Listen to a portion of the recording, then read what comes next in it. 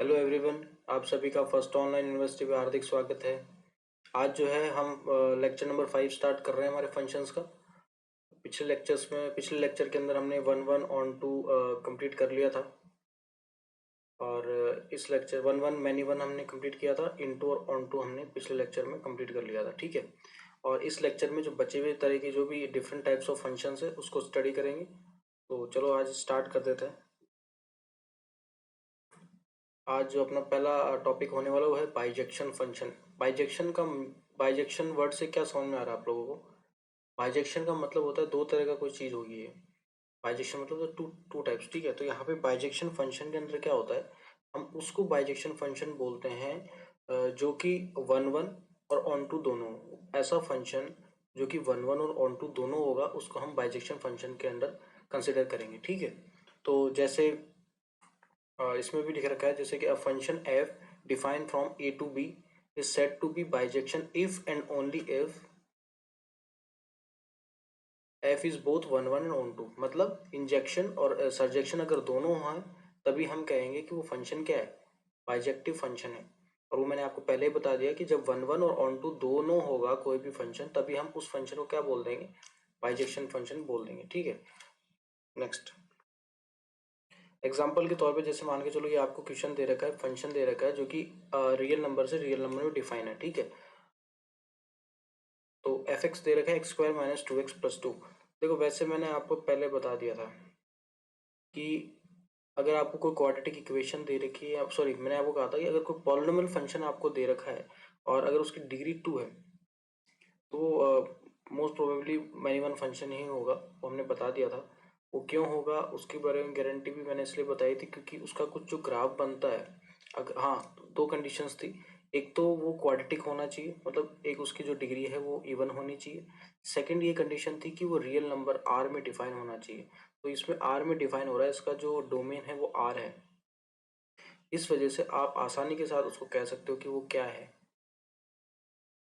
वो एक many function होगा। अब उसको अगर आपको प्रूफ करना है तो प्रूफ इसमें कैसे करोगे आप, इसमें x square minus two x plus two है तो सबसे पहले आप इसका होल स्क्वायर बनाओ। होल स्क्वायर बनाने का मतलब तरीका हो गया कि एक्स माइनस वन का होल स्क्वायर प्लस वन, ये आपने बना लिया। अब इसमें आप वैल्यूज पुट कर करके चेक कर सकते हो, जैसे कि यहाँ पर क्या देखा है, देखने को मिला है कि ऑब्जर्वेशन से F of minus one five आया, ठीक है। तो एफ ऑफ थ्री भी फाइव आ रहा है, तो दो वैल्यूज पर, दो एक्स की वैल्यूज पर एक सिंगल वाई मिल रहा है। मतलब आपके पास फाइव के रेस्पेक्ट में उसकी प्री इमेजेस दो डिफाइन हो रही है यहाँ पर। इस वजह से ये वन वन फंक्शन तो नहीं होगा, तो that is why it will not going to be one one function, क्योंकि एक फाइव के रिस्पेक्ट में प्री इमेजेस दो हैं, माइनस वन और थ्री। यहाँ कह दें कि माइनस वन और थ्री दोनों की इमेजेस सेम है। इस वजह से हम कह सकते हैं कि एफ जो होगा वो वन वन फंक्शन नहीं होगा। अब वन वन फंक्शन नहीं है तो ऑन टू भी हम डिक्लेयर कर देते कि ऑन टू का फंक्शन का मतलब क्या था। ऑन टू फंक्शन का मतलब ये था कि जब कोडोमेन और रेंज बराबर हो जाए, कोडोमेन और रेंज जब बराबर होगी तभी हम कह पाएंगे कि वो क्या है, ऑन टू फंक्शन है। तो हमें इसकी रेंज निकालनी होगी। तो रेंज निकालने के लिए क्या तरीका होता है, रेंज निकालने के लिए तरीका है जैसे इसके अंदर तो आप सिंपली देख सकते हो कि जो होल स्क्वायर है वो हमेशा क्या होगा। जैसे यहाँ पे क्या दे रखा है आपको, ये होल स्क्वायर दे रखा है। अब आपको पता है कि होल स्क्वायर से वैल्यू जो आएगी वो हमेशा जीरो या जीरो से बड़ी होगी। इससे जो वैल्यूज निकलने वाली है, इसको मान के चलो कोई पी मान लिया मैंने, तो ये जो पी होगा वो जीरो या जीरो से बड़ा होगा, क्योंकि होल स्क्वायर है, वैल्यू तो होल स्क्वायर से पॉजिटिव यानी है। अब मान के चलो मैंने दोनों तरफ प्लस वन ऐड कर दिया, तो अब इस तरफ की जो वैल्यू है वो हमेशा वन या उससे बड़ी होगी। और ये p प्लस वन क्या है, ये एफ एक्स ही है आपका। तो एफ एक्स कहाँ से कहाँ बिलोंग करेगा, एफ एक्स जो होगा वो वन से बड़ा होगा। वन से बड़ा होने का मतलब क्या है, वन से इन्फिनिटी।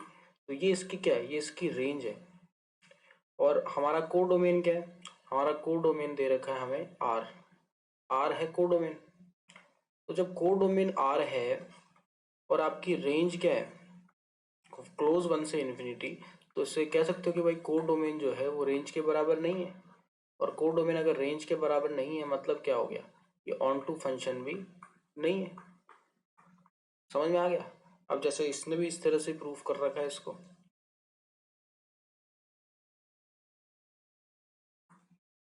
इसने वही किया कि एक्स माइनस वन का होल स्क्वायर को उसने जीरो से बड़ा मान लिया है और +1 ऐड करके, तो इसने कह दिया कि this is range for F x, और रेंज जो है वो कोडोमेन के बराबर नहीं है। और जब रेंज और कोडोमेन बराबर नहीं होते तो हम उसको वन ऑन टू फंक्शन तो नहीं कह सकते। तो यहाँ पर हमने ये प्रूव कर दिया है कि एफ ना ही 1 1 है और ना ही ऑन टू है।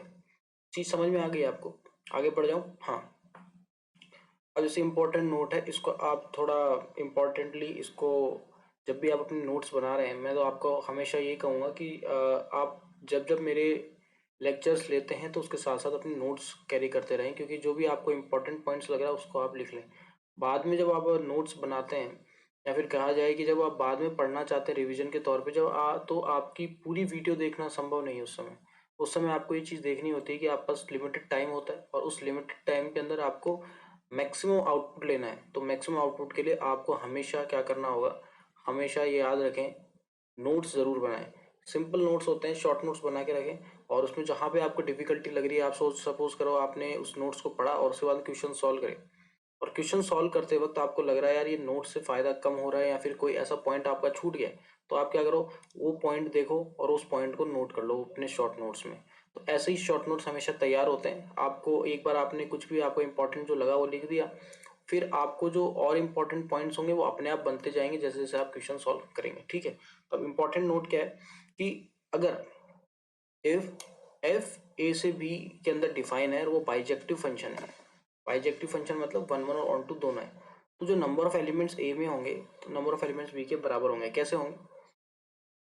इसका सीधा तरीका देखो, अगर बाइजेक्टिव फंक्शन है, ए से बी में डिफाइन हो रहा है और वो बाइजेक्टिव है, तो बाइजेक्टिव का मतलब क्या है? एक तो 1 से 1 1 होना चाहिए। 1 1 होने का मतलब क्या है? 1 1 होने का मतलब है यहाँ यहाँ सपोज करो A B C D E F, मतलब एक से एक कनेक्ट होना चाहिए, एक से दो कनेक्ट नहीं हो सकते, या फिर दो से एक कनेक्ट नहीं हो सकता। तो 1 1 से तो ये मतलब हो गया। दूसरा ये उसका मतलब होता है ऑन टू होना चाहिए। ऑन टू का मतलब क्या है? ऑन टू का मतलब है कि कोडोमेन रेंज के बराबर होना चाहिए।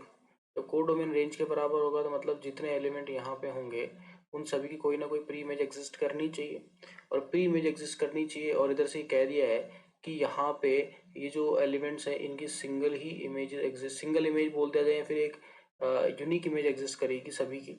इस वजह से जो है इन दोनों कंडीशंस को जब आप मिला दोगे 1 1 और ऑन टू को, तो इससे क्या निकल के आएगा कि नंबर ऑफ एलिमेंट्स ए के अंदर नंबर ऑफ एलिमेंट्स बी के बराबर हो जाएंगे।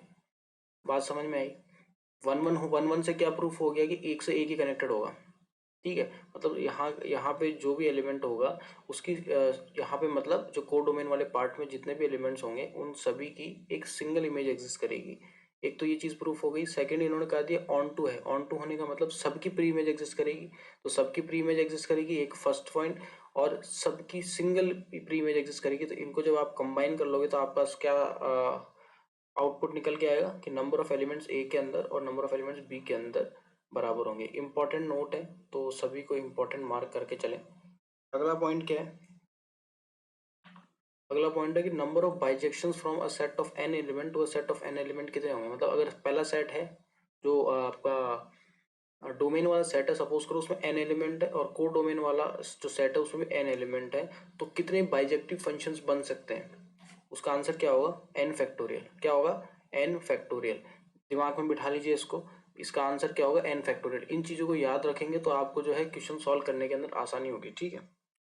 नेक्स्ट पॉइंट क्या है? The function F is bijection if and only if its graph intersect any horizontal line exactly once.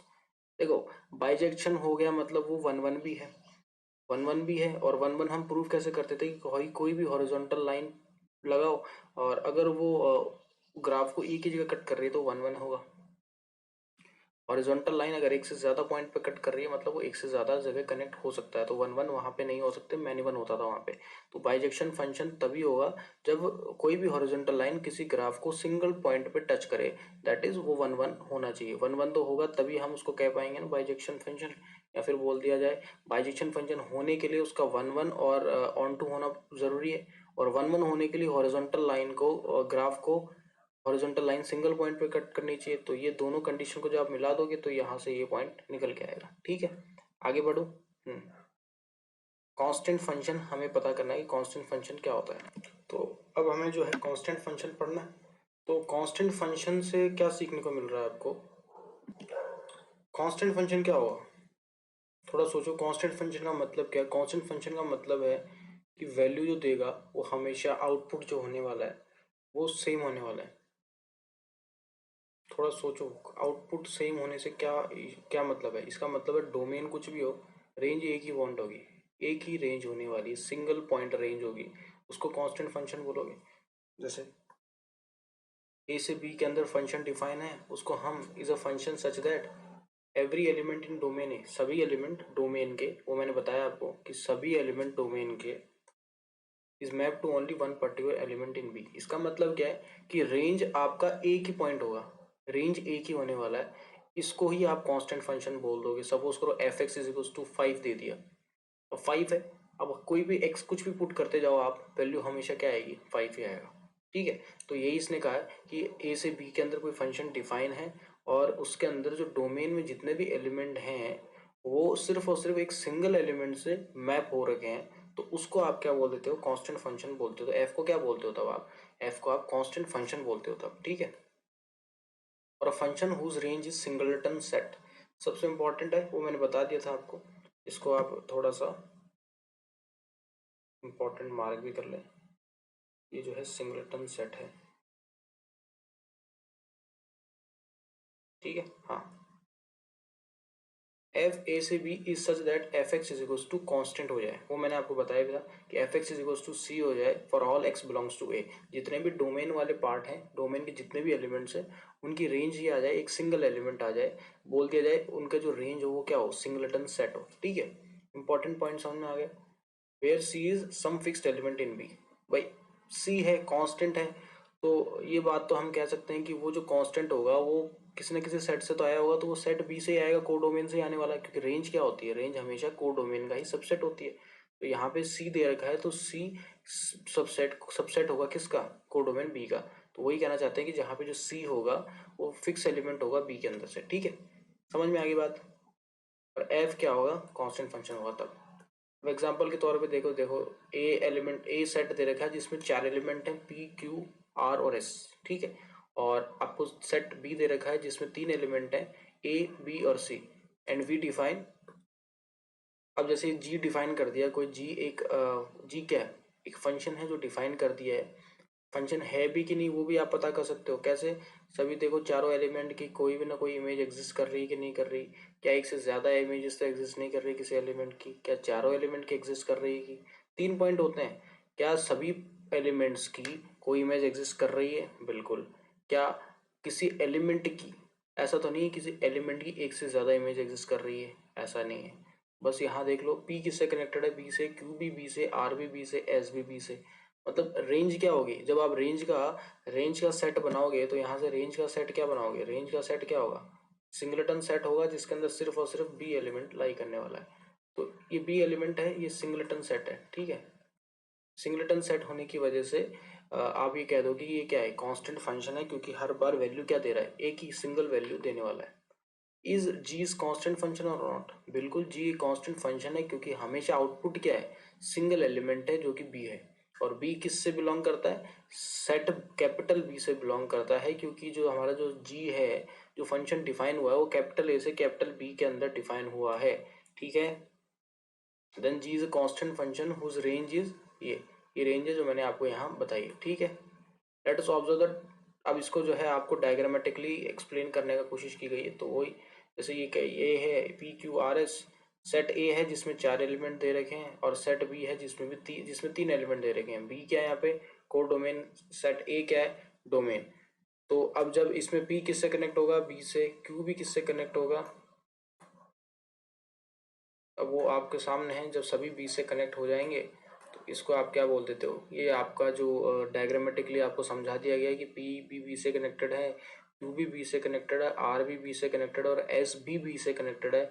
और इन जनरल के लास्ट में हम ये कह सकते हैं कि इसके अंदर जो इसकी रेंज है वो सिंगलेटन रेंज है, मतलब एक ही नंबर जो है इसकी रेंज यहाँ पे है, इस वजह से हम इसको जो है कांस्टेंट फंक्शन बोल देंगे, क्योंकि हमेशा आउटपुट क्या आएगा, सेम वैल्यू आएगी, भले ही इनपुट आप चेंज करते जाओ। ठीक है, इम्पॉर्टेंट नोट है, इसको आप थोड़ा सा फिर से मार्क करके चले कि number of constant function from set of M element to set of N element कितना होगा, एन होगा। ये चीज़ समझ में आई कि नहीं आई? थोड़ा वापस पढ़ो कि number of constant functions from set of m elements to set of n elements are n होगा। कैसे होगा? जैसे पिछले जो, जैसे ये, जैसे सब अभी जैसे b से कनेक्ट हो गया तो ये एक सेट, एक जो है फंक्शन बन गया कांस्टेंट फंक्शन। अब सपोज करो a से कनेक्ट हो जाए एक बार, सभी एक a से कनेक्ट हो गए, मतलब रेंज सिर्फ स्मॉल a आ गई, तब दूसरा कांस्टेंट फंक्शन बन सकता है। और तीसरा कब कांस्टेंट फंक्शन बन सकता है? जब जो रेंज आ जाए वो सिर्फ और सिर्फ c आ जाए। तो इन ए से एक कांस्टेंट फंक्शन बन जाएगा, स्मॉल b से दूसरा कांस्टेंट फंक्शन और स्मॉल c से तीसरा कांस्टेंट फंक्शन। इसका मतलब कितने तरह के कांस्टेंट फंक्शन बनाए जा सकते हैं इस गिवन क्वेश्चन से? तीन तरह के, क्योंकि सेट बी के अंदर एलिमेंट्स कितने हैं? तीन। तो जितने एलिमेंट सेट बी के अंदर होंगे, या मैं कह दूं जितने एलिमेंट को डोमेन के अंदर होंगे, तो उतने ही तरह के कांस्टेंट फंक्शन आप क्रिएट कर सकते हो। तो वही अगली जो लाइन दे रखी है उसके अंदर यही बोला गया है कि number of constant function from set of m element to a set of n elements are small n। तो इसको ध्यान में रख लो, इंपॉर्टेंट है। आपको तरीके से समझा दिया, आपको रटने की यहाँ पे रिक्वायरमेंट नहीं है, ठीक है। एग्जाम्पल क्या दे रखा है? जैसे कैपिटल ए कैपिटल बी दे रखा है, तो हमें कांस्टेंट फंक्शन बताने हैं ए से बी में, तो चार ही होंगे। क्यों होंगे? क्योंकि कैपिटल बी जो आपका कोड डोमेन दे रखा है उसमें नंबर ऑफ एलिमेंट्स कितना है? चार। इसलिए नंबर ऑफ कांस्टेंट फंक्शंस कितने होंगे? चार। समझ में आ गई बात? एकदम क्लियर। आगे बढ़ जाते हैं, ठीक है। Identity function. अब आइडेंटिटी फंक्शन क्या होता है? अभी तक हमने बाइजेक्शन फंक्शन कवर कर लिया, कांस्टेंट फंक्शन कवर कर लिया, अब आइडेंटिटी फंक्शन पढ़ते हैं। सपोज करो एक कोई सेट ए है जो कि नॉन एम्प्टी सेट है, वो तो होना ही चाहिए। पहली कंडीशन यही थी, अगर कोई फंक्शन ए से बी के अंदर, अगर कोई फंक्शन हम डिफाइन कर रहे हैं ए से बी के अंदर, तो उनका कंडीशन क्या थी कि दोनों नॉन एम्प्टी हो। तो इसमें ये कह दिया स्टार्टिंग में कि ए क्या है? नॉन एम्प्टी सेट, और ए से ए के अंदर डिफाइन हो रहा है, ए से ए के अंदर डिफाइन हो रहा है, और F x is equals to x है। आइडेंटिटी फंक्शन का मतलब जो आपने इनपुट दिया वही आपका आउटपुट आ जाए, तो वो आइडेंटिटी फंक्शन के अंदर काउंट होता है। मतलब आपने इनपुट 1 दिया तो आउटपुट भी 1 अगर आता है तो वो आइडेंटिटी फंक्शन है। इनपुट आपने 2 दिया, आउटपुट 2 आता है तो वो आइडेंटिटी फंक्शन है। अगर आपने इनपुट 3 दिया और आउटपुट 5 आ गया तो वो आइडेंटिटी फंक्शन के अंदर काउंट नहीं होगा। इसका मतलब जो भी आप इनपुट देंगे वही आपको आउटपुट मिल जाएगा, तो उस फंक्शन को आप क्या बोलते हो?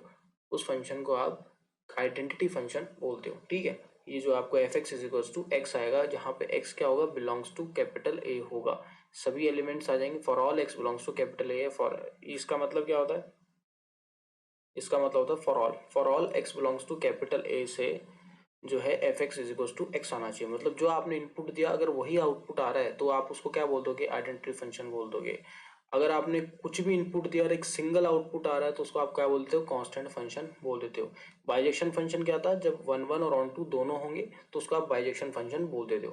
तो बाइजेक्शन फंक्शन का मतलब समझ में आ गया, वन बाइजेक्शन फंक्शन का मतलब समझ में आ गया, कांस्टेंट फंक्शन का मतलब समझ में आ गया, आइडेंटिटी फंक्शन का मतलब समझ में आ गया।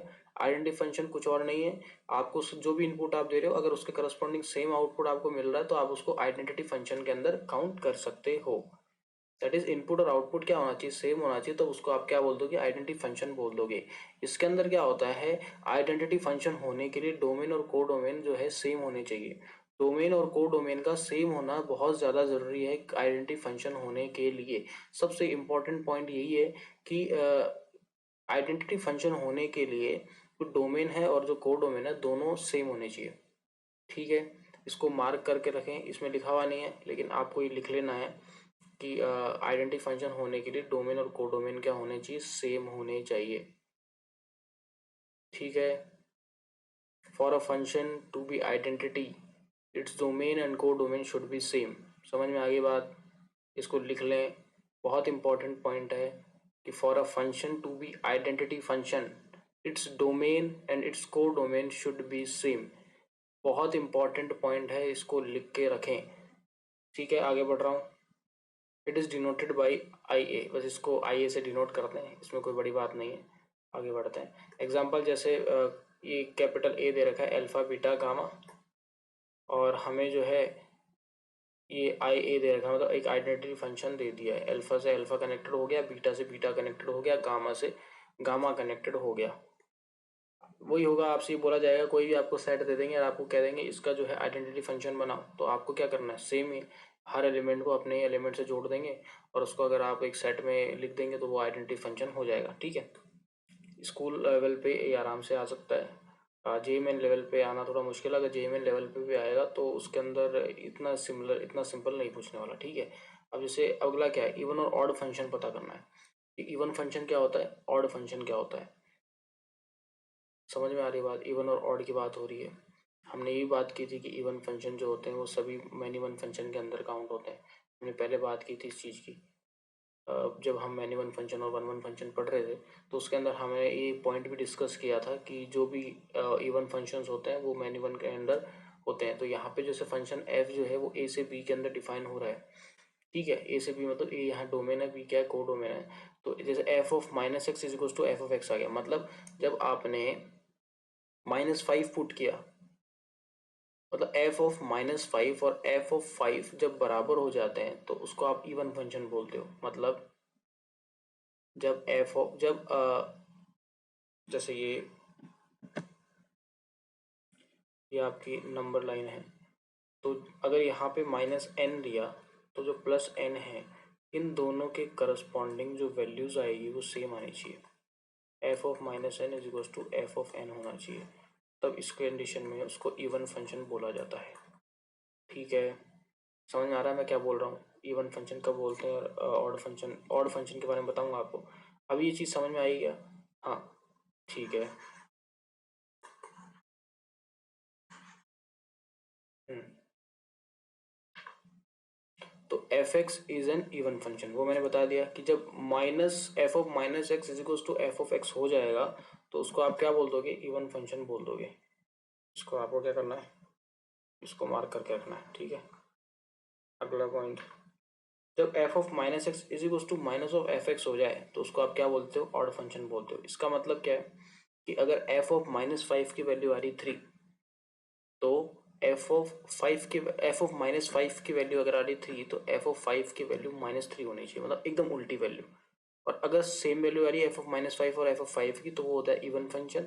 और अगर एफ ऑफ -5 की value minus of f of 5 आ रही है, मतलब कह दिया जाए दोनों की वैल्यूज डिफरेंट है साइन के करस्पॉन्डिंग, तो एफ ऑफ एक्स क्या हो जाएगा, ऑड फंक्शन हो जाएगा। सबसे इंपॉर्टेंट, अब इसी से देखो आपको साफ समझ में आ जाना चाहिए इवन फंक्शन हमेशा मैनी वन क्यों होगा, क्योंकि साफ नजर आ रहा है कि -5 और 5 दोनों की वैल्यू, दोनों का आउटपुट सेम आ रहा है। सपोज करो 3 आ रहा है तो -5 का भी 3 होगा, 5 का भी 3 होगा, मतलब 3 की दो दो इमेजेस एग्जिस्ट कर रही है साफ साफ। तो आप साफ कह सकते हो कि इवन फंक्शन क्या होता है, मैनी वन फंक्शन होता है। तो इसको याद कर लिया, ढंग से नोट कर लिया, आगे बढ़ जाए। इन अबाउट डेफिनेशन एक्स और -x must be in domain, ये इंपॉर्टेंट पॉइंट है कि डोमेन के अंदर होना जरूरी है। ऐसा नहीं कि जैसे 3 डोमेन में है -3 डोमेन में नहीं है, आप कह दो कि F of -3 to f of 3 हो जाएगा। जब एक्स और -x दोनों डोमेन में होना भी जरूरी है, ये इंपॉर्टेंट पॉइंट है, इसको नोट कर लिया जाए कि इन अबाउट डेफिनेशन -x और -x must be in domain A, ठीक है, मार्क कर लिया, ठीक है। आगे एग्जाम्पल, एग्जाम्पल क्या है, वीन, अब जैसे sine of -x is equal to minus of sine x होता है, ये हमें पता है।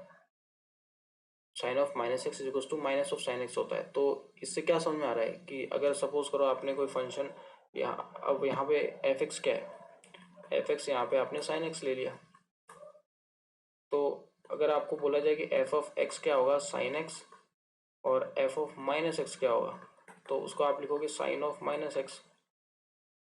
साइन ऑफ -x वो क्या होता है, माइनस साइन एक्स, मतलब एफ ऑफ -x किसके बराबर है, minus of f of x. और ये क्या होता है, इसका मतलब ये क्या है, ऑड फंक्शन है।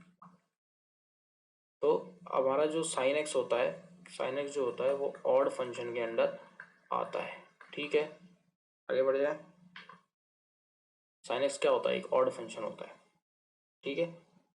अब जैसे कॉस ऑफ -x है, वो कॉस ऑफ एक्स के बराबर होता है, मतलब तो यहाँ पे कॉस एक्स क्या हो जाएगा, कॉस एक्स एक इवन फंक्शन हो जाएगा, ठीक है। Cos x will be an even function,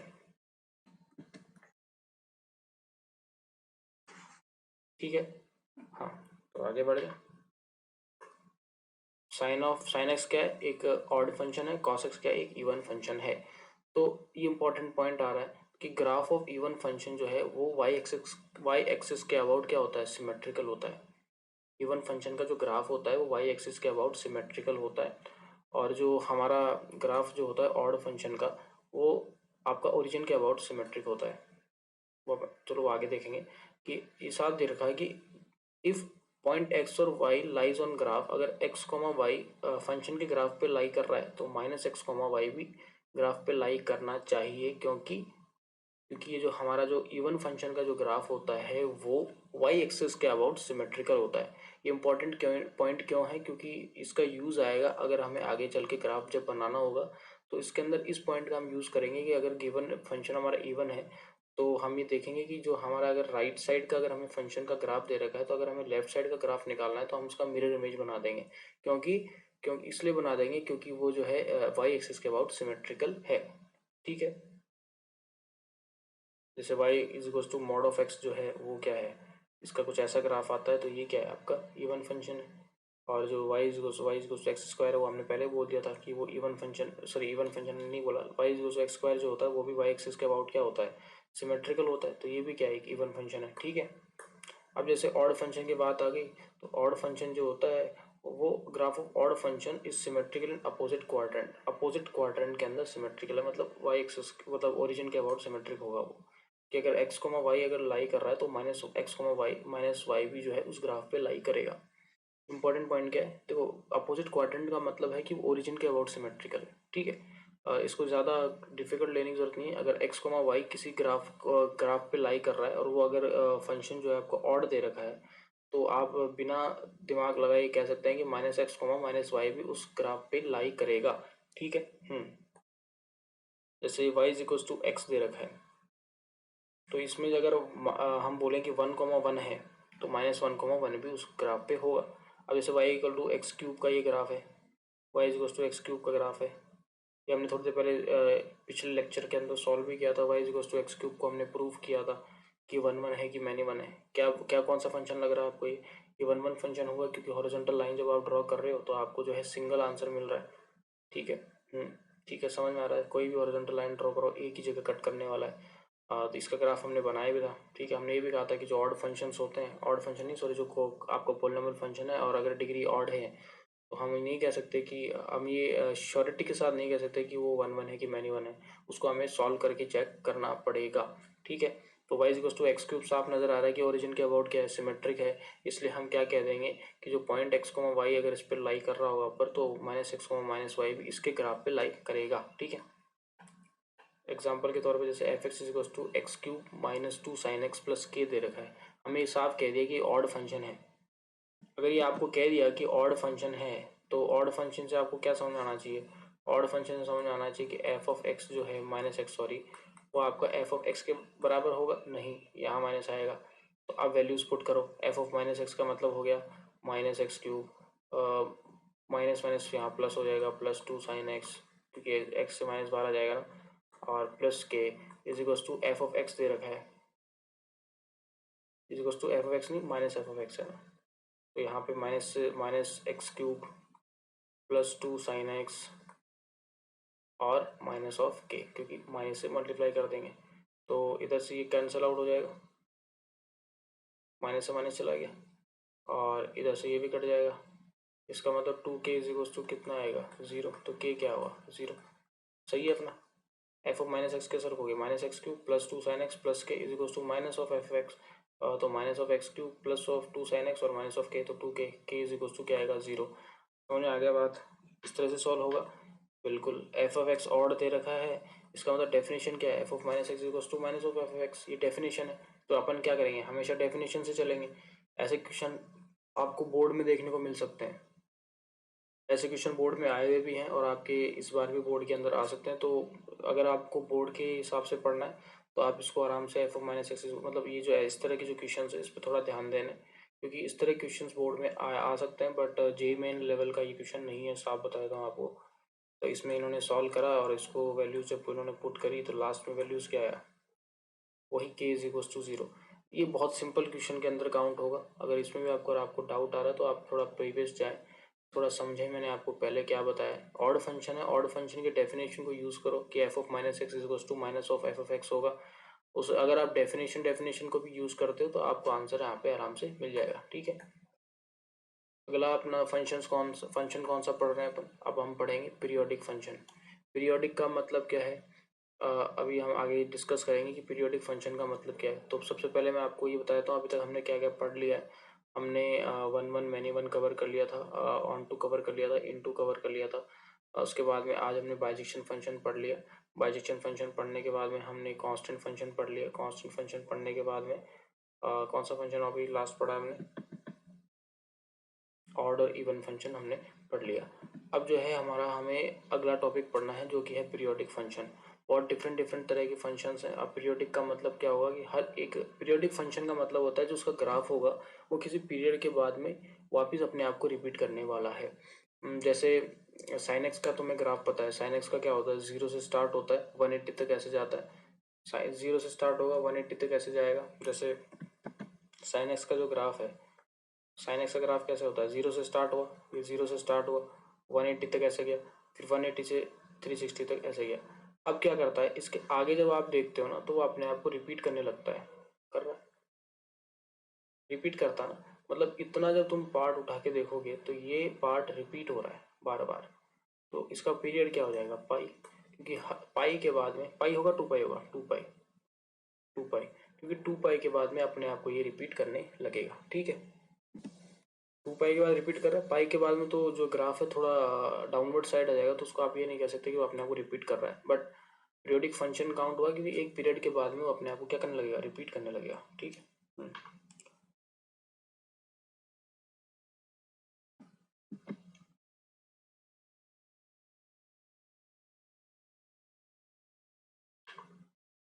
F कोई फंक्शन डिफाइन है ए से बी के अंदर, उस फंक्शन के अंदर अगर f of x plus t is equal to f of x दे रखा है, मतलब किसी टाइम पीरियड के बाद में वैल्यूज अपने आप को रिपीट करने लगे। जैसा कि मैंने आपको अभी साइन एक्स के ग्राफ में बताया कि एक वैल्यू के बाद में वो वैल्यूज जो है अपने आप को रिपीट करने लगेगी। तो उसके बाद में अगर वैल्यूज अपने आप को रिपीट कर रही है तो एक्स प्लस टी भी वैसे बिलोंग्स टू क्या होना चाहिए, कैपिटल ए सेट से होना चाहिए। और अगर वैल्यूज अपने आप को रिपीट करने लगी तो उस फंक्शन को आप क्या बोल दोगे, पीरियोडिक फंक्शन बोल दोगे। और जहाँ पे जो ये टी होगा वो पॉजिटिव रियल नंबर होना चाहिए, जिसको आप जो है इस फंक्शन का क्या बोल दोगे, पीरियड बोल दोगे। ठीक है, अगर ये स्मॉलेस्ट है तो उसको हम पीरियोडिक फंक्शन, सॉरी, अगर x plus t is equal to f of x आ रहा है, मतलब एक पीरियड के बाद में अगर वो अपने आप को वैल्यूज रिपीट कर रही है तो उस फंक्शन को आपको क्या बोल देते हो, आप उस फंक्शन को पीरियोडिक फंक्शन बोल देते हो। F x is set to be periodic.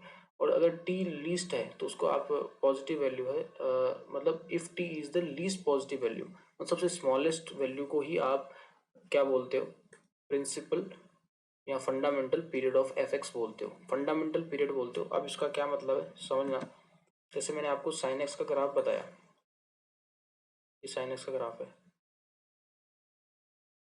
आप ये भी कह सकते हो कि इतने के बाद में अपने आप को रिपीट कर रहा है। आप ये भी कह सकते हो कि अपने आप को इतने के बाद में रिपीट कर रहा है। आप ये भी कह सकते हो कि ये अपने आप को इतने के बाद में रिपीट कर रहा है। स्मॉलेस्ट क्या है, स्मॉलेस्ट पार्ट ये है। तो स्मॉलेस्ट पार्ट को आप क्या बोलते हो, टी इज इक्वल टू यहाँ पे 2 पाई है, तो ये 2 पाई क्या होगा साइन एक्स के लिए, फंडामेंटल पीरियड होगा, फंडामेंटल पीरियड होगा एफ एक्स का। उसको पीरियड भी बोल सकते हो, और अगर स्मॉलेस्ट है तो उसको आप फंडामेंटल पीरियड भी बोल सकते हो। इसमें पीरियड तो बहुत हो सकते हैं, इसका पीरियड आपको 4 पाई भी पीरियड हो सकता है, इसका आप जो है 6 पाई भी पीरियड बोल सकते हो। लेकिन जो स्मॉलेस्ट पीरियड है उसको आप जो है फंडामेंटल पीरियड बोलते हो, और यहाँ फंडामेंटल पीरियड क्या होगा इसका, 2 पाई। ठीक है, समझ में आगे बात, आगे बढ़ो। Constant function is periodic but does not have a well defined period. जो कांस्टेंट फंक्शन है वो पीरियोडिक होगा लेकिन वेल डिफाइंड पीरियड नहीं होगा उसका, क्योंकि हर वैल्यू पे वो जो है सेम वैल्यू दे रहा है। तो उसका अगर बोल दिया जाए कि कांस्टेंट फंक्शन क्या पीरियोडिक है, तो आप कहोगे हाँ कांस्टेंट फंक्शन पीरियोडिक है, लेकिन उसका कोई वेल डिफाइंड पीरियड नहीं है। सबसे इंपॉर्टेंट पॉइंट यही है, तो इसको आपको जो है नोट करके चलना है। इंपॉर्टेंट पॉइंट है कि कांस्टेंट फंक्शन जो होगा वो पीरियोडिक तो होगा, लेकिन उसका कोई पीरियोडिक तो होगा लेकिन उसका कोई वेल डिफाइंड पीरियड नहीं है। ठीक है, इंपॉर्टेंट पॉइंट है ये। नेक्स्ट एग्जांपल, जैसे आपको कोई फंक्शन दे रखा है ये वाला, अभी साइन एक्स का ग्राफ तो मैं समझा चुका हूँ। हमें साइन एक्स का जो है हमें फंडामेंटल अगर पीरियड निकालना तो कैसे निकालेंगे, तो जैसे इन्होंने वही किया है, साइन 2 पाई प्लस एक्स क्या होता है, साइन एक्स होता है f of x plus 2 pi, F x है तो यहाँ पे आपका फंडामेंटल पीरियड क्या है, एफ 2 2 पाई। एफ एक्स क्या है, पीरियोडिक फंक्शन है, और 2 पाई क्या है, इसका पीरियड है या फिर इसका फंडामेंटल पीरियड है, ठीक है, क्योंकि स्मॉलेस्ट है ये। साइन एक्स का हम पहले ही सॉल्व कर चुके हैं, इसलिए मैं ज़्यादा इस पर ध्यान नहीं देने वाला हूँ यहाँ पे। Similarly period of cos x, cosec x और सेक एक्स का क्या होगा, इसी तरह से जैसे मैंने आपको साइन एक्स का बताया वैसे आप कॉस एक्स का ग्राफ देखो, कॉसेक एक्स का ग्राफ देखो, सेक एक्स का ग्राफ देखो और उसका पीरियड निकालने की कोशिश करो। उसका पीरियड क्या क्या होंगे, कॉस एक्स, कॉसेक एक्स और सेक एक्स का पीरियड क्या होगा, 2 पाई होगा सभी का, ठीक है। मतलब साइन एक्स का, कॉस एक्स का, कॉसेक एक्स का और सेक एक्स का, मतलब ये सीधा बोल दिया जाए साइन और कॉसेक और कॉस और सेक सभी का पीरियड क्या होगा, 2 पाई, ठीक है। लेकिन टेन एक्स और कॉट पाई का पीरियड क्या होगा, पाई। ये नोट कर लो, साइन और कॉसेक, कॉस और सेक सबका पीरियड होगा 2 पाई, और टेन एक्स और कॉट एक्स का पीरियड क्या होगा, पाई। आपको पहले सबसे पहले तो इनका ग्राफ पता होना चाहिए, अगर ग्राफ नहीं पता है तो इश्यू है, आपको ग्राफ पहले ध्यान रखो। ग्राफ नहीं पता है तो अगर आपको सिर्फ बोर्ड के लिए आप पढ़ रहे हो तो आप इनकी वैल्यूज याद कर सकते हो कि साइन और कॉसेक और कॉस और सेक सबका वैल्यू, सबका पीरियड जो होता है वो 2 पाई होता है, और जबकि टेन और कॉट का पीरियड क्या होता है, पाई होता है, ठीक है। आगे एग्जाम्पल जैसे ये दे रखा है आपको कि इसमें डोमेन क्या है, डोमेन है -π/2 से π/2 क्लोज ब्रैकेट, और इसका को डोमेन क्या है, -1 से 1। आपको F x is equal to sine x दे रखा है, मतलब ये साइन एक्स का ग्राफ है, लेकिन आपका डोमेन क्या दे रखा है, -π/2 से, -π/2 मतलब यहाँ कहीं पे होगा, ये -π/2 से π/2 यहाँ तक, यहाँ तक आपको दे रखा है। ये आपका डोमेन है, -π/2 से π/2 तक, ये अपना आपका डोमेन दे रखा है आपको।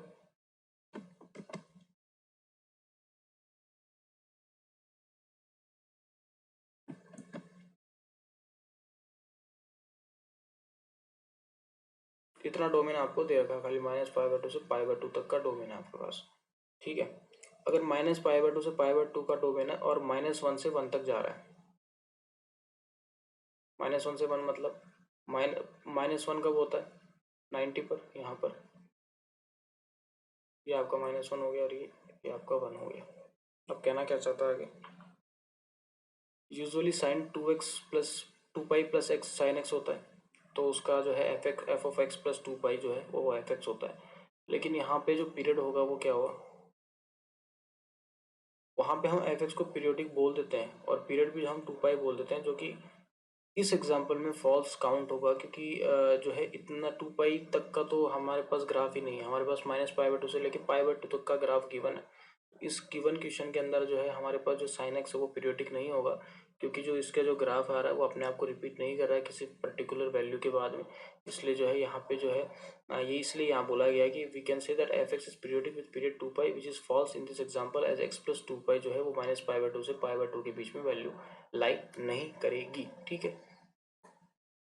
पिछला क्वेश्चन समझ में आ गया था क्यों वो पीरियोडिक फंक्शन के अंदर काउंट नहीं हुआ, क्योंकि अगर एक्स प्लस 2 पाई अगर आप लगाओगे तो वो एक्स प्लस 2 पाई -π/2 से π/2 के बीच में लाई नहीं करेगी। सपोज करो एक्स को -π/2 ले लिया और -π/2 के अंदर अगर आपने 2 पाई ऐड कर दिया तो वो 3 π/2 चला जाएगा, जो कि जो है उसके डोमेन के अंदर लाई नहीं कर रहा है। इसलिए जो है जो पिछला क्वेश्चन था वो साइन एक्स, अगर आपने डोमेन को जो है रेस्ट्रिक्ट कर दिया है तो डोमेन को रेस्ट्रिक्ट करके आप पीरियोडिक फंक्शन को नॉन पीरियोडिक के अंदर कन्वर्ट कर सकते हो, ठीक है। इंपॉर्टेंट रिमार्क क्या है, if f x as a period t, अगर एफ एक्स का पीरियड टी है तो 2t 3t nt सभी जो है वो पीरियड्स होंगे, जो मैंने बताया था आपको कि अगर जैसे कि 2 पाई जो है साइन एक्स का पीरियड है तो 4 पाई भी साइन एक्स का पीरियड होगा, 6 पाई भी साइन एक्स का पीरियड होगा, और nt जैसे n2 पाई भी जो है साइन एक्स का पीरियड होगा। लेकिन फंडामेंटल जो अगर आपको पीरियड बोल दिया जाए तो वो वहाँ पे 2 पाई ही होने वाला है, ठीक है। तो यही इसीलिए जो है यहाँ पे लिख दिया गया कि F of x plus n t जो होगा वो एफ एक्स के बराबर होगा, ठीक है। If f x has period t, अगर एफ एक्स का पीरियड टी है तो F of a x plus b का पीरियड क्या होगा, t upon mod of a. Mod of a मतलब ये जो भी एक्स का जो भी कॉफिशिएंट होगा, जैसे यहाँ पे एक्स का कॉफिशिएंट क्या है, यहाँ पे एक्स का कॉफिशिएंट क्या है, यहाँ पे जो भी एक्स का कॉफिशिएंट होगा वो आपको जो है आपको डिनोमिनेटर में डाल देना है, और उसका मोड का ये मॉड यहाँ पे मॉडुलस है। मॉडुलस मतलब जो वैल्यू होगी वो पॉजिटिव आएगी। जैसे अगर साइन एक्स है, साइन एक्स का आपका पीरियड क्या होता है 2 पाई, तो अगर आपको ये बोल दिया जाए कि साइन ऑफ -5x + 7 का पीरियड क्या होगा, तो उसका पीरियड होगा आपका 2 पाई अपॉन -5 के आगे यहाँ मॉड लगाओगे तो वैल्यू क्या आएगी 2π/5। समझ में आ गई बात। 2π/5 होगा किसका, साइन ऑफ -5x + 7 का पीरियड। समझ में आ रहा है, आगे बढ़े। अब जैसे एमसीक्यूज में पहला क्वेश्चन दे रखा है कि एक फंक्शन f ए से बी डिफाइन है और वो बाइजेक्शन फंक्शन है। बाइजेक्शन फंक्शन मतलब बाइजेक्टिव है, और बाइजेक्टिव का मतलब क्या होता है, बाइजेक्टिव फंक्शन होने का मतलब है कि उसको 1 1 भी होना होगा, इसको ऑन टू भी होना होगा। 1 1 ऑन टू दोनों होगा तभी हम उसको क्या बोल देंगे, बाइजेक्टिव फंक्शन बोल देंगे। 1 1 फंक्शन का मतलब एक से एक कनेक्टेड हो, ऑन टू होने का मतलब जो डोमेन है, को डोमेन है और जो रेंज है वो बराबर हो जाए, तभी वो दोनों मिला के बाइजेक्टिव फंक्शन बनता है। अब इसके 4 ऑप्शंस क्या दे रखे हैं, 1 1 होना चाहिए, ऑन टू होना चाहिए, इसमें वही दोनों ऑप्शन है। ऑप्शन नंबर 3 है दोनों हो, तो आंसर क्या होगा यहाँ पे, बोथ 1 और 2। ठीक है, समझ में आ गई बात। हाँ, आगे बढ़ जाए, ये क्वेश्चन समझ में आ गए। अगला दे रखा है कि एक फंक्शन एफ है जो कि ए से बी में डिफाइन है और वो कांस्टेंट फंक्शन है। तो कांस्टेंट फंक्शन का मतलब रेंज क्या होगा, सिंगलेटन सेट होगा, रेंज का जो सेट होगा वो सिंगलेटन सेट होगा। मतलब आप डोमेन कुछ भी रख लो, वैल्यूज कुछ भी डाल दो, उसका आंसर क्या आने वाला है, हमेशा एक सिंगल वेरिएबल या सिंगल कांस्टेंट आने वाला है। जैसे f x is equals to c है, या f x is equals to c for all x belongs to A और सी बिलोंग्स टू बी है, या थर्ड वाला f x is equals to c है जहाँ पे एक्स बिलोंग्स टू ए है, या फिर f x is equals to c है जहाँ पे एक्स बिलोंग्स टू बी है।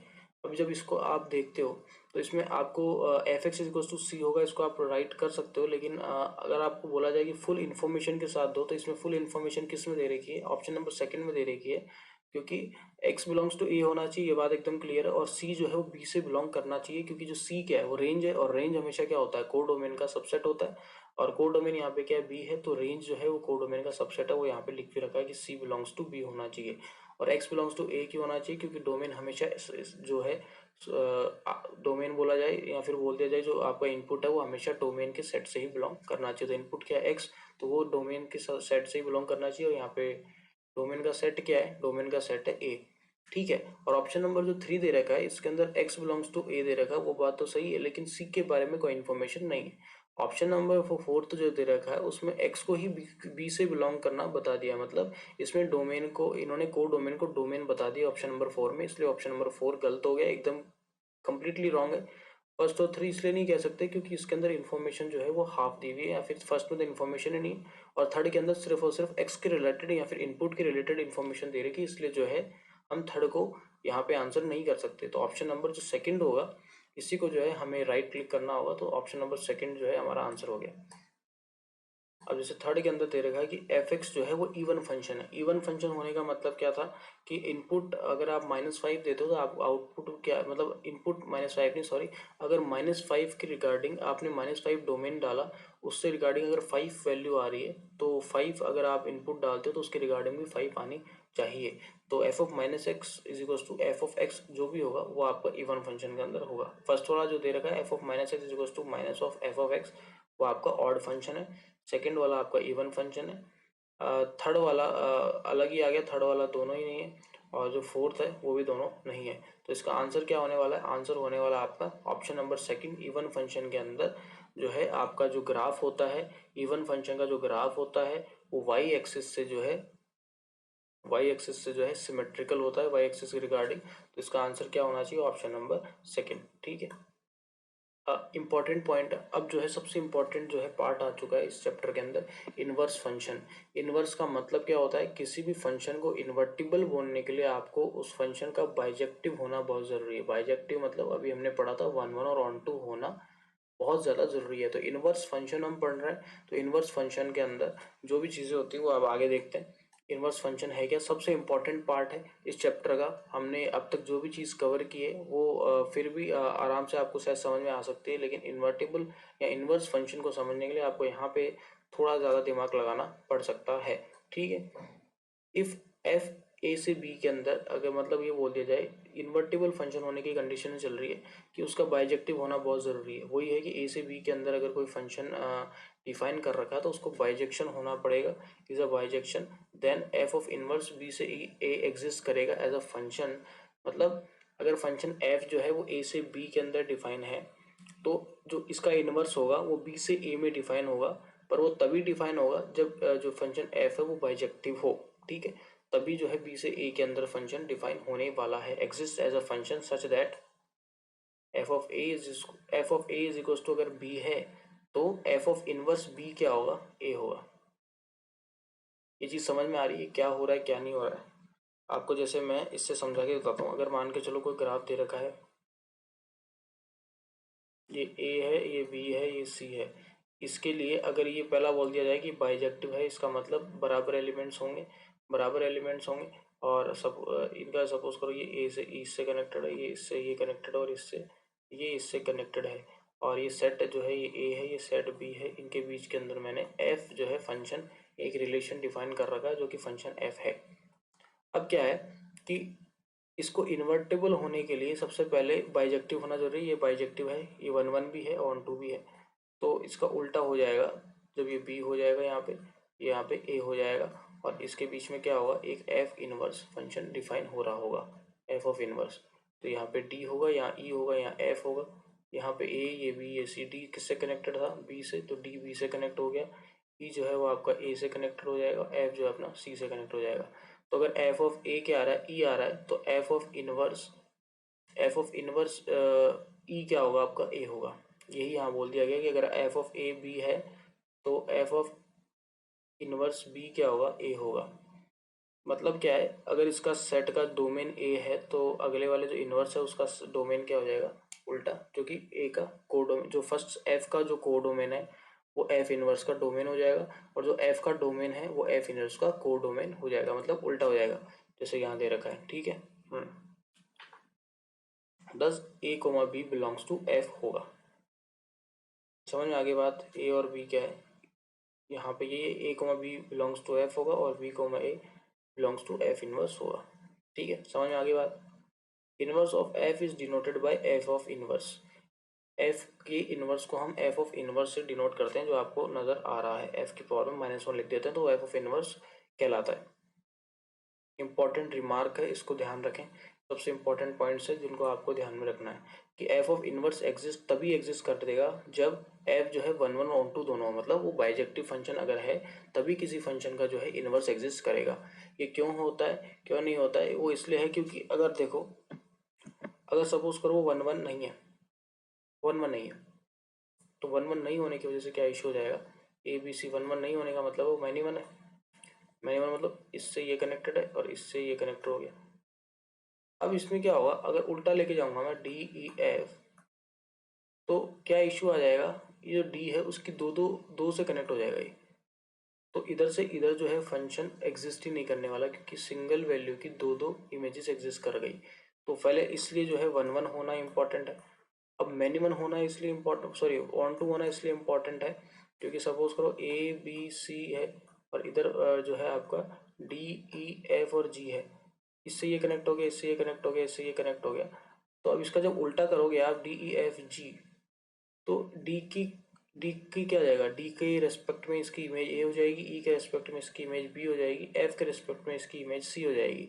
लेकिन जी की कोई इमेज ही नहीं होगी, तो जी की अगर कोई इमेज नहीं होगी तो फंक्शन भी नहीं होगा। इसलिए जो है एफ का 1 1 भी होना जरूरी है और एफ का ऑन टू भी होना जरूरी है, दोनों इंपॉर्टेंट है। तो ये बोल दिया जाए कि किस फंक्शन का इन्वर्टिबल होने के लिए क्या क्या इंपॉर्टेंस है।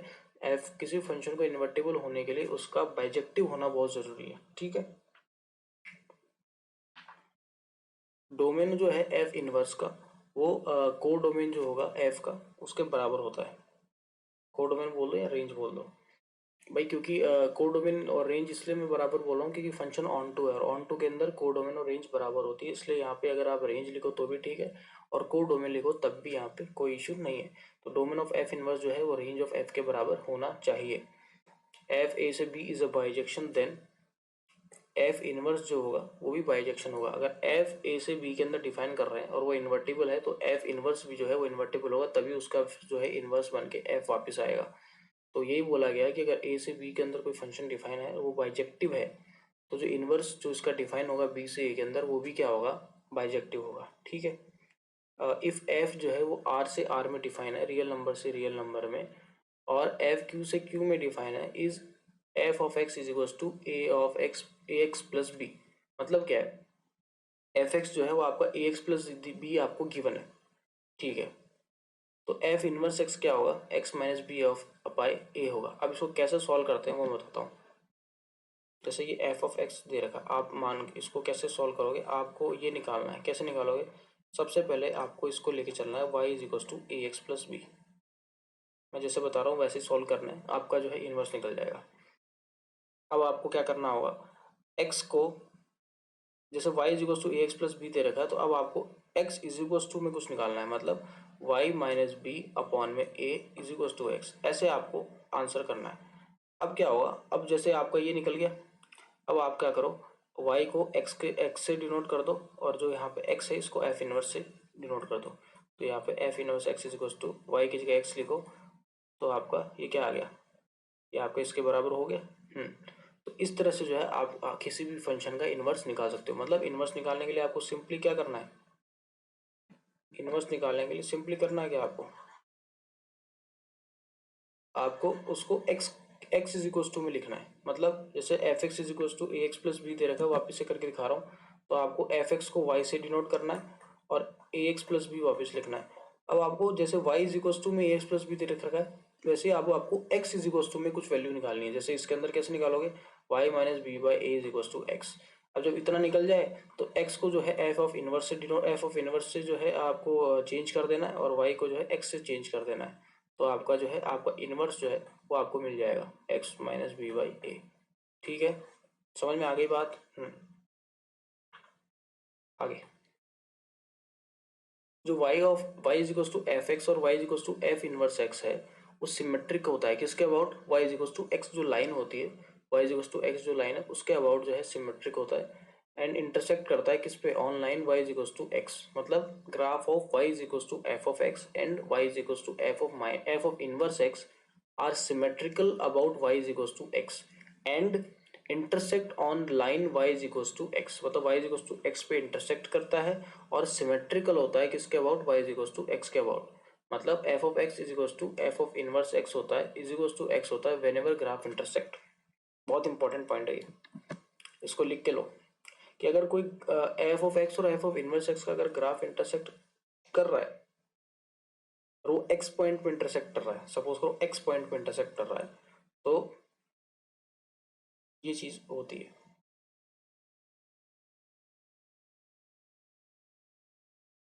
ठीक है, f of x is equal to f of inverse x होगा और इज इक्वल टू एक्स होगा जब भी graph y is equal to x पे इंटरसेक्ट करेगा। समझ में आ रहा है, वापिस समझ लेना कि y is equal to f of x और y is equal to f of inverse x जो होता है वो सिमेट्रिक होता है किसके about, y is equal to x के अबाउट। और अगर वो ग्राफ जो है एफ ऑफ एक्स और एफ ऑफ इनवर्स एक्स का ग्राफ अगर y is equal to x line पे इंटरसेक्ट करता है, तो F of x is equal to f of inverse x, वो दोनों किसके बराबर होंगे, एक्स के बराबर होंगे जब भी ग्राफ इंटरसेक्ट करेगा। जैसे ये दे रखा है, इसमें y equal to f of x और y equal to f of inverse x graph जो है वो इंटरसेक्ट नहीं कर रहा है y इक्वल टू एक्स पर, इसलिए जो है एफ ऑफ एक्स और एफ ऑफ इनवर्स एक्स बराबर यहाँ पे नहीं होंगे। लेकिन जो ग्राफ होगा वो किसके अबाउट सिमेट्रिक होगा, y इक्वल टू एक्स के अबाउट सिमेट्रिक होगा। ठीक है। अब जैसे इसके अंदर क्या हुआ, इस जो अभी आपको जो सेकंड ग्राफ दे रखा है इसके अंदर ग्राफ इंटरसेक्ट कर रहा है, तो इन दोनों की वैल्यूज जो होगी वो सेम आ गई। यहाँ पे इस पॉइंट पर या मान के चलो ये x1 है, ये x2 है, ये मान के चलो y1 है, ये मान के चलो y2 है। तो जो f ऑफ x1 है वो y1 होगा, f ऑफ x1 y1 होगा, और f ऑफ इनवर्स x1 भी क्या होगा, y1 होगा। ठीक है, वही मैं आपको चीज बताना चाह रहा था। ठीक है,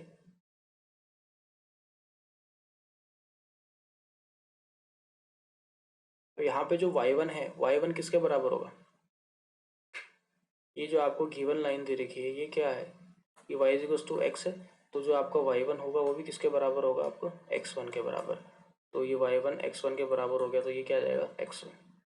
ठीक है, यही चीज़ यहाँ दे रखी है, एफ इनवर्स एक्स और एफ ऑफ एक्स जो है वो दोनों किसके बराबर होंगे, एक्स के। तो वही एफ ऑफ x1 और एफ ऑफ इनवर्स x1 किसके बराबर होगा, x1 के बराबर होगा। ठीक है, ये बात समझ में आ गई आपको, आगे बढ़ जाए। चीज समझ में आ गई ना, जैसे इसके अंदर है ये y2 किसके बराबर होगा, पहली बात तो ये x2 के बराबर होगा, और ऊपर से ये हम कर देंगे f of x two is to f of inverse x two, वो किसके बराबर होंगे, दोनों आपका एक्स टू के बराबर ही होंगे। ठीक है, बात समझ में आ गई, क्या हुआ क्या नहीं हुआ। ठीक है, अब जैसे एग्जांपल दे रखा है, कैपिटल एक सेट दे रखा है आपको ए, जिसमें 3 एलिमेंट है पी क्यू और आर, और एक सेट दे रखा है बी जिसमें भी 3 एलिमेंट है स्मॉल ए स्मॉल बी और स्मॉल सी। तो जैसे आपको ये फंक्शन डिफाइन कर दिया जिसके अंदर पी से सी कनेक्टेड है, क्यू से बी और आर से ए, वो बाइजेक्शन है फ्रॉम ए से बी। तो अगर आपको इनवर्स निकालना है तो क्या होगा, इसको आप उल्टा कर दो, एफ इनवर्स निकालने क्या होगा, इसको उल्टा कर दो, c comma p b comma q और a comma r, c comma p b comma q और r comma a comma r. तो उससे क्या आ जाएगा, एफ ऑफ इनवर्स निकल जाएगा। ठीक है। अब एफ इनवर्स बाइजेक्शन है कि नहीं, होगा, क्योंकि अगर एफ बाइजेक्टिव है तो उसका इनवर्स भी क्या होगा, बाइजेक्टिव होगा। ये हमने डेफिनेशन पढ़ी थी अभी, तो उस चीज़ को आप ध्यान रखें। ठीक है, एफ इनवर्स ऑल्सो बाइजेक्टिव या बाइजेक्शन। अगला फंक्शन हमें क्या पढ़ना है, हमने इनवर्स फंक्शन भी कवर कर लिया। अब अगला जो हमारा फंक्शन है वो है कंपोजिट फंक्शन। होता है जब एक फंक्शन दूसरे फंक्शन के अंदर आ जाए, मतलब जैसे मान के चलो आपके पास एक फंक्शन है एफ जो कि कैपिटल ए से कैपिटल बी में डिफाइन है। ठीक है, और एक फंक्शन है आपका जी जो कि कैपिटल बी से कैपिटल सी में डिफाइन है।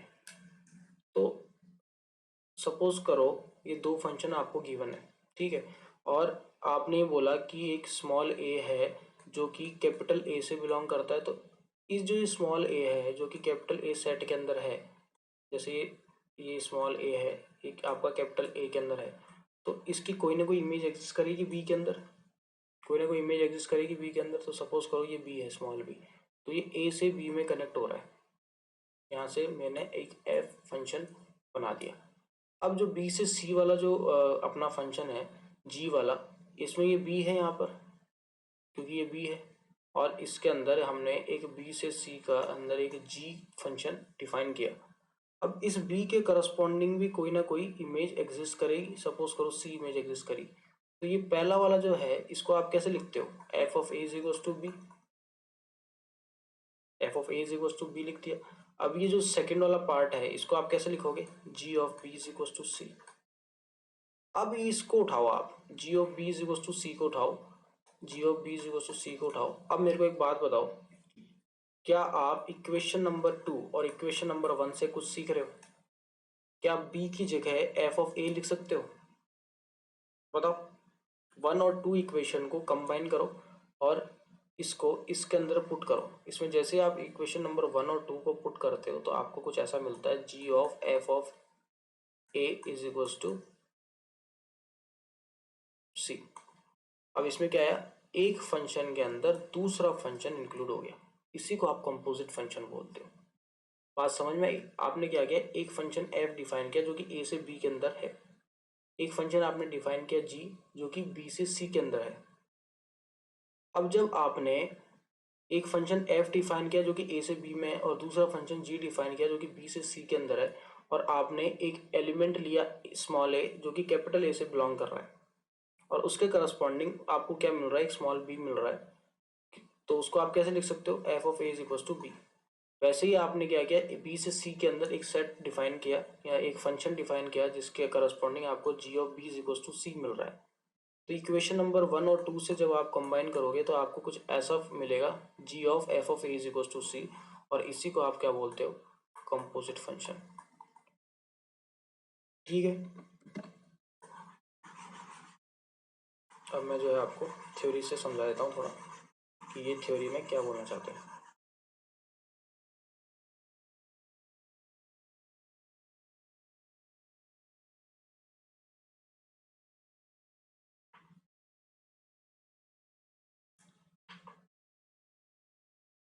वही है, इसमें भी ये बोला गया कि सपोज करो एफ जो है कोई फंक्शन है वो ए से बी में डिफाइन है, और दूसरा फंक्शन जो है वो बी से सी में डिफाइन है, और स्मॉल ए जो है वो कैपिटल ए से बिलोंग कर रहा है। तो स्मॉल ए के करस्पॉन्डिंग कोई ना कोई स्मॉल बी भी एग्जिस्ट करेगा कैपिटल बी में, जिस सच दैट कि F of a is equal to b हो जाए। भाई ए के अंदर, कैपिटल ए के अंदर अगर आपने कोई एलिमेंट स्मॉल ए उठाया तो उसके करस्पॉन्डिंग कोई ना कोई स्मॉल बी एग्जिस्ट करेगा कैपिटल बी में, ताकि इस इक्वेशन को सेटिस्फाई कर सके। ठीक है, हाँ। वैसे ही अब जैसे आप वैसे ही जो है जी ऑफ बी से सी के अंदर अगर कोई जी फंक्शन डिफाइन किया है तो उसके अंदर अगर स्मॉल बी कैपिटल बी से बिलोंग करता है तो उसके करस्पॉन्डिंग कोई स्मॉल सी एग्जिस्ट करेगा कैपिटल सी के अंदर, कैपिटल सी सेट के अंदर, ताकि जो है अगली इक्वेशन को सेटिस्फाई कर सके। कौन सी इक्वेशन को? G of b is equal to c में, बिल्कुल। अब क्या करना है, ये जो इक्वेशन दे रखी है आपको, ये ऊपर वाली इक्वेशन और ये वाली इक्वेशन, इसमें आपको कुछ लिंक ढूंढना है। लिंक क्या है? बी को आप क्या लिख सकते हो? F of a. तो आप g of b is equal to c के लिए क्या लिख दोगे? G of f of a. तो g of f of a क्या आ गया? सी। ये मैंने आपको अभी समझाया था कि कंपोजिट फंक्शन किस तरह से हमने बनाया, ठीक है। जी ऑफ एफ ए सी आ गया। वी राइट जी, अब देखो जी ऑफ एफ ऑफ ए को हम क्या लिख सकते हो? इस तरह से लिख सकते हो, जी ऑफ ए, ठीक है। लिखने का तरीका है, तो इस चीज़ को आप ध्यान रखो। हमने कंपोजिट फंक्शन बनाना मैंने आपको सिखा दिया किस तरह से कंपोजिट फंक्शन बनाया जाता है। तो एक तो ये देख लो, और g of is called composite function, important point है। ये मैंने आपको समझा दिया था किस तरह से हमने बनाया है। Which maps element in A to element in C, मतलब कैपिटल बीच के अंदर जो बी सेट है वो एक इंटरमीडिएट के तौर पे काम करेगा। आपका इनपुट तो आएगा कैपिटल ए से और आउटपुट आएगा कैपिटल सी से। बी जो है सिर्फ और सिर्फ एक इंटरमीडिएट के तौर पे काम यहाँ करने वाला है, ठीक है। Let us observe this diagrammatically. अब इसको डायग्रामेटिकली ऑब्जर्व करवाना चाहते हैं तो देख लो, ये तीन सेट है। इसके अंदर जो सेट बी वाला है वो एक इंटरमीडिएट के तौर पे काम करेगा। एफ जो है ए से बी में डिफाइन हो रहा है और जी जो है वो आपका बी से सी में डिफाइन हो रहा है। अब ए जो है यहाँ उठाया, बी यहाँ उठाया, सी यहाँ उठाया। अब ए से जो है बी कनेक्टेड है, बी से जो है आपका सी कनेक्टेड है। तो g of f of a क्या आएगा? सी आ गया। तो g of a is equal to सी। ये चीज़ समझ में आ गया। मैं इसको इतने इसलिए फास्ट लेके जा रहा हूँ क्योंकि ये मैं आपको समझा चुका हूँ और इस पर ज़्यादा टाइम वेस्ट हम नहीं करने वाले अब। तो g of F is equal to a आ जाएगा, ठीक है। ये आपको ग्राफिकली या डायग्रामेटिकली समझा दिया है। नेक्स्ट इंपॉर्टेंट जो रिमार्क है वो ध्यान रखो कि to get g of f perform first f then perform g. सबसे पहले अंदर वाला जो पार्ट है उसको परफॉर्म करो और उसके बाद में जो है आउटर पार्ट परफॉर्म करो। मतलब क्या है? मतलब ये है कि जैसे जी ऑफ एफ का मतलब क्या है? इसका मतलब क्या है कि जी ऑफ एफ, तो सबसे पहले जो अंदर वाला पार्ट है ना उसको परफॉर्म करो, उससे जो आउटपुट आए वो आप इस जो बाहर वाला है उस पर परफॉर्म करो, ठीक है। समझ में आ गई बात? हाँ, आगे बढ़े। G of F is possible when codomain of f, जो कोडोमेन है एफ का, मतलब इसको समझाने की कोशिश कर रहा हूँ, एक सेकंड ध्यान देना। जैसे जी ऑफ एफ ऑफ एक्स, अब ये जो इसका जी का मान के चलो, जी जो है ए से बी में डिफाइन हो रहा है और एफ जो है वो आपका सी से डी में डिफाइन हो रहा है। तो यहाँ से क्या वैल्यू निकल के आएगी? कैपिटल डी आएगा, कैपिटल डी आएगा, या मान के चलो डी का कोई सबसेट आएगा। जो भी वैल्यू आएगी वो इस डी के अंदर ही होगी। तो ये जो आपका डी है ना, वो डी किसका सबसेट होना चाहिए? ए का सबसेट होना चाहिए, तभी जो है ये जो है ए को या बोला जाए ये जी को जो है सेटिस्फाई कर पाएगा। अगर मान के चलो यहाँ से एफ ऑफ एक्स ने वैल्यू दिया 5 और ये 5 अगर सेट ए के अंदर है ही नहीं, तो जी ऑफ अंदर जो है ऐसी वैल्यू आ जाएगी जो कि अनडिफाइन हो जाएगी, अनडिफाइन हो जाएगी क्योंकि वो उसके डोमेन में नहीं है। इसलिए बोला गया है कि जी ऑफ एफ तभी पॉसिबल है जब कोडोमेन जो एफ का है, एफ का कोडोमेन क्या है? डी, वो किसका सबसेट होना चाहिए? जी का, डोमेन ऑफ जी का। और जी का डोमेन क्या है यहाँ पे? ए। तो ये जो डी है वो किसका सबसेट होना चाहिए? ए का। यहाँ पर समझ में आ गई बात? We have the range of g of f subset of range of g. बहुत इंपॉर्टेंट पॉइंट है, इस चीज को थोड़ा ध्यान रखना है आपको, ठीक है।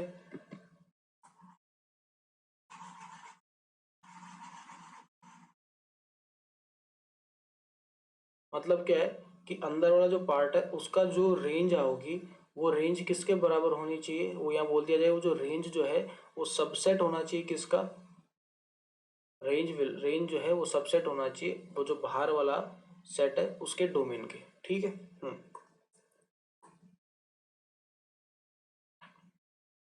Even if ji of F is possible तो F of G may not be possible. अगर जी ऑफ एफ एक्स पॉसिबल है तो हर बार ये पॉसिबल नहीं है कि एफ ऑफ जी एक्स भी पॉसिबल हो।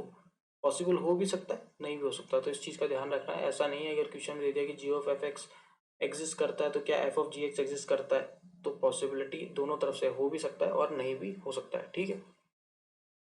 Even if ji of f और एफ ऑफ जी पॉसिबल, मतलब अगर जी ऑफ एफ एक्स भी डिफाइन हो रहा है और एफ ऑफ जी एक्स भी डिफाइन हो रहा है, तो गॉफ भी एग्जिस्ट कर रहा है और फॉग भी एग्जिस्ट कर रहा है, तो फॉग मे और मे नॉट भी इक्वल टू गॉफ। जरूरी नहीं कि अगर गॉफ और फॉग दोनों एग्जिस्ट कर रहे हैं तो दोनों इक्वल भी हों। वो इक्वल हो भी सकते हैं, नहीं भी इक्वल हो सकते। पहला कंडीशन क्या है कि अगर गॉफ पॉसिबल है तो जरूरी नहीं है कि फॉग भी पॉसिबल हो। अगर दोनों पॉसिबल है, दोनों एग्जिस्ट कर रहे हैं, तो ये भी जरूरी नहीं है कि दोनों इक्वल हो। ये दोनों चीज़ अलग अलग लेके चलनी है कि अगर गॉफ एग्जिस्ट कर रहा है तो फॉग एग्जिस्ट करता है कि नहीं करता, ये ज़रूरी नहीं है। अगर गॉफ और फॉग दोनों एग्जिस्ट कर रहे हैं तो ये भी ज़रूरी नहीं है कि फॉग जो है वो गॉफ के बराबर हो, ठीक है। एमसीक्यूज में जैसे डोमेन ऑफ एफ इनवर्स क्या होगा, डोमेन जो होगा एफ इनवर्स का वो किसके बराबर होगा, डोमेन जो होगा एफ इनवर्स का वो को डोमेन ऑफ एफ के बराबर होगा।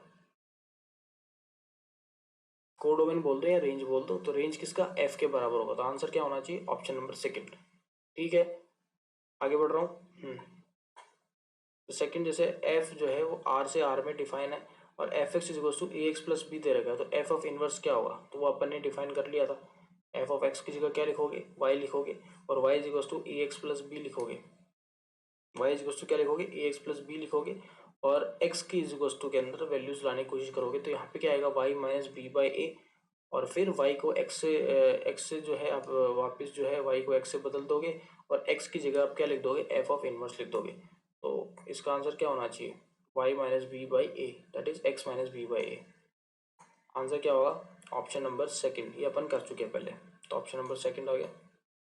क्वेश्चन जैसे थर्ड दे रखा है, फंक्शन दे रखा है जो इसके अंदर a,1 है, b,2 है, c,3 है, वो बाइजेक्टिव है। बाइजेक्टिव होने का मतलब क्या है कि उसका इन्वर्स भी एग्जिस्ट करेगा। तो इन्वर्स एग्जिस्ट करेगा तो इन्वर्स क्या होगा उसका, बिल्कुल उल्टा कर दो उसको। उल्टा करने का मतलब हो गया 1,a आ जाएगा, 2,b आ जाएगा और 3,c आ जाएगा। तो ऑप्शन नंबर 3 आंसर होगा इसका, ठीक है। तो आज के लिए हम इतना ही करेंगे, हमने बहुत सी चीज़ें आज कवर कर ली है। थोड़ा स्पीड ज़रूर रही है, तो स्पीड के लिए मैं स्पीड जो है वो इसलिए रख रहा हूँ ताकि जो है आपका कोर्स थोड़ा फास्ट में कर सकूँ। अगर आपको लगता है कि थोड़ा स्पीड ज़्यादा चल रही है तो आप इसको जो है स्लो करके देख लें, ठीक है। तो इसके साथ साथ मैं भी कहूँगा कि हमारा जो फर्स्ट ऑनलाइन यूनिवर्सिटी है इसका जो है यूट्यूब चैनल है उसको आप सब्सक्राइब कर लें, जिसके ऊपर हम जो है रेगुलरली वीडियोस डालते रहते हैं। उसके अलावा जो है फर्स्ट ऑनलाइन यूनिवर्सिटी का जो है एक मोबाइल एप्लीकेशन भी है जिसको आप जो है गूगल प्ले स्टोर और ऐप स्टोर से डाउनलोड कर सकते हैं, जिस पे भी हम बहुत सी वीडियोस डालते रहते हैं जो कि आपकी फ्यूचर एक्सपेक्ट को पूरा करता रहेगा। Thank you.